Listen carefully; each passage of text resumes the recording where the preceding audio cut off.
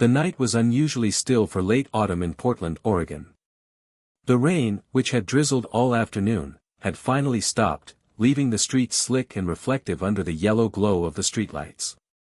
From the kitchen window, David Turner could see the faint reflection of his own face, tired eyes, unshaven jaw, and the kind of quiet fatigue that comes from years of routine. He stirred his coffee though it had long gone cold. Upstairs, the faint hum of a hairdryer broke the silence. Emily was getting ready again. Third night this week. She'd said it was a work thing. Always a work thing lately. David wasn't the jealous type, at least, that's what he told himself for the better part of their 12-year marriage. But lately, something in him had shifted. The excuses, the sudden bursts of laughter at text messages, the faint scent of unfamiliar cologne that lingered in her car, all of it sat heavy in his chest like an unspoken sentence. When Emily came downstairs, she looked radiant. A black dress, simple but perfect. Her hair framed her face softly, and her perfume filled the room before her footsteps did. "You're late," David said, his voice steady, though his heart raced. "I told you it starts at 8, she replied, not looking at him as she checked her phone. "You told me it was a work dinner." "It is. On a Friday?" Emily finally looked up, her expression tight. "You know how my boss is. He loves his stupid, networking dinners." David nodded, offering a thin smile. "Right. Networking." He wanted to ask her why she'd changed her perfume, or why she'd started locking her phone, but the word stuck somewhere between his throat and his pride. Instead, he just watched as she grabbed her purse and keys. "Don't wait up," she said. He always did. The rain started again an hour later. David sat on the couch, flipping channels without watching, his thoughts louder than the TV. Their daughter, Lily, had gone to her friend's house for a sleepover, leaving the house eerily quiet. It wasn't just suspicion anymore, it was certainty wrapped in denial. Something was off. Emily had been distant for months, late meetings, cancelled family dinners, a new wardrobe she claimed was for confidence. He reached for his phone and scrolled through their old photos, vacations, birthdays, lazy Sundays. There was a time when her smile was for him. Now it felt rehearsed, borrowed for social media, hollow in real life. A buzz from his phone pulled him back. A text from his friend, Mark. "You okay, man? You've been quiet lately." David stared at it for a long moment before replying. "Yeah. Just tired. Work's crazy." He couldn't say it. Not yet. But something in him decided that night, he needed to know. Saturday morning, Emily slept late. She'd come home past midnight, quietly tiptoeing upstairs, thinking he was asleep. But David had heard everything, the creak of the door, the soft rustle of her clothes, the shower running for too long. He could smell faint traces of alcohol and something else, the faintest whiff of men's cologne again. Now, as she lay in bed scrolling through her phone, David cooked breakfast in silence. Bacon, eggs, pancakes, her favorites. "Wow," she said, walking into the kitchen. "You're spoiling me today." He smiled. "Just wanted a normal Saturday." She laughed softly and kissed his cheek. "You're sweet." He watched her eat, every movement deliberate. She seemed relaxed, content, like someone living a double life who'd mastered the art of switching masks. "You heading out later?" he asked casually. "Yeah. Just meeting Chloe for coffee." "Chloe, huh?" Hum. She took another bite of pancake, oblivious to the tightening in his jaw. David knew Chloe. She'd moved to Chicago 6 months ago.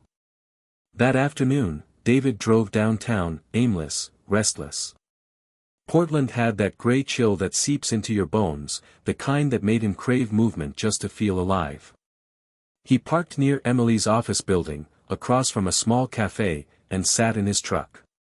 30 minutes later, he saw her. But she wasn't with Chloe. Emily stood by a man, tall, dark-haired, confident in a way that immediately made David's stomach twist.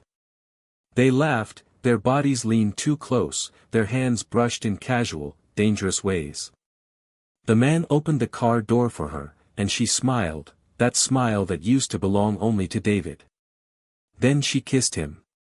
Not a shy, uncertain kiss. A kiss that said everything. David's hand gripped the steering wheel so tightly his knuckles turned white. The world blurred at the edges, the rain, the city noise, the honking cars, all of it fading into the quiet roar inside his head. He didn't follow them. Not that day. He just sat there for what felt like hours, the rain streaking across his windshield like tears he refused to shed. For the next week, David said nothing. He played his role perfectly, the loving husband, the attentive father, the steady provider. But inside, something dark was growing. He started noticing everything, the new phone case, the sudden gym membership, the way she smiled at her phone. Every small lie stacked neatly into a tower of betrayal. Then came the message. Late one night, while Emily showered, her phone buzzed. A name flashed across the screen, Ryan. The preview read, "Can't stop thinking about last night." David stared at it until the shower stopped. He placed the phone back exactly where it had been, his heartbeat calm, almost eerily steady. He didn't confront her. Not yet. He wanted her to think she was safe. 2 weeks later, he asked her to dinner. "Just the two of us," he said. "It's been too long." She hesitated, then agreed. "Sure. We could use it." They went to a small restaurant by the river, their old anniversary spot. Candlelight, soft music, everything too perfect to be real. "You look beautiful," David said. She smiled, blushing faintly. "You're full of surprises tonight." He leaned in, studying her face. "I just missed you, that's all." For a moment, something in her eyes flickered, guilt, maybe. Then she looked away. Halfway through dinner, he took out his phone and placed it on the table. "I want to show you something," he said. He opened the gallery. A photo filled the screen, Emily and Ryan, outside that cafe. Her hand on his chest. His lips on hers. Her fork clattered against the plate. "David. Don't lie," he said quietly. "Please. Just don't." Tears welled in her eyes, but he didn't flinch. "How long?" She didn't answer. "How long, Emily?" She swallowed hard. "A few months." He exhaled slowly, the kind of breath that feels like it empties your soul. "Why?" "I don't know," she whispered. I felt invisible. You were always working, always distant. And he. Don't you dare say he made you feel alive, David snapped. His voice broke the restaurant's gentle hum, and heads turned. Emily covered her face, trembling. David stood. "We're done." He didn't look back. The divorce took 6 months.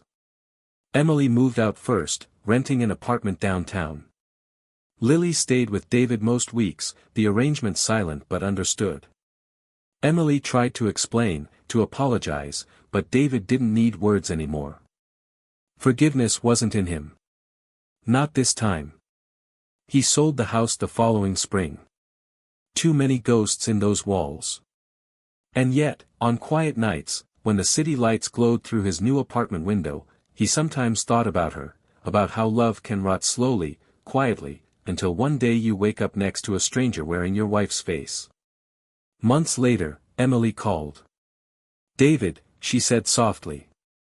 "I just wanted you to know. Ryan's gone. He moved to Denver. I thought it would last, but... I don't care, Emily." Silence. "I just wanted to say I'm sorry." David hung up. He stood by the window, looking out at the rain. Portland's kind of rain, gentle, endless, forgiving only in how it cleans everything away. He whispered to himself, so am I.